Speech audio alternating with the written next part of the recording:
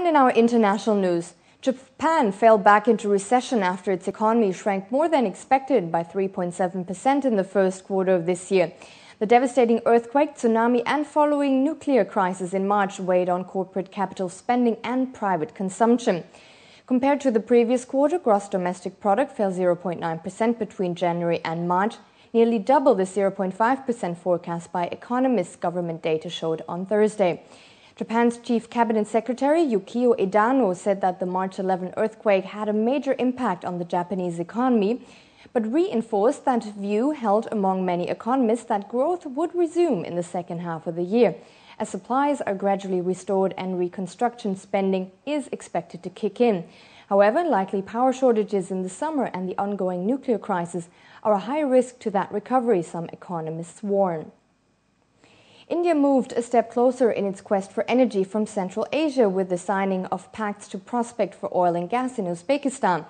Prime Minister Manmohan Singh and visiting Uzbekistan President Islam Karimov in New Delhi signed several deals, including on the exploration of oil, gas and minerals.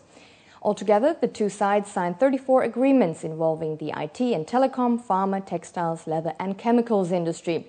During the talks, Singh and Karimov reviewed their bilateral relations and exchanged views on important regional and international issues, agreeing to strengthen their cooperation.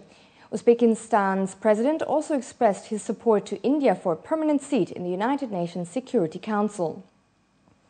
The U.S. Central Bank, the Federal Reserve, in its last meeting talked about removing extra stimulus to the U.S. economy, however, only once interest rates have been raised. FOMC minutes released yesterday evening showed the Fed could soon roll back the extra stimulus put in place. The group even discussed a timeline. However, most Federal Reserve officials prefer to raise interest rates first and then sell off assets from its $600 billion bond buying program, commonly known as QE2. According to economists, the FOMC's protocol did not provide any clues for when a rate hike might happen. Before we head back to news, let's take a quick look at the Asian equity, commodity and currency markets, and after that, Myrna Nasser is back with the news.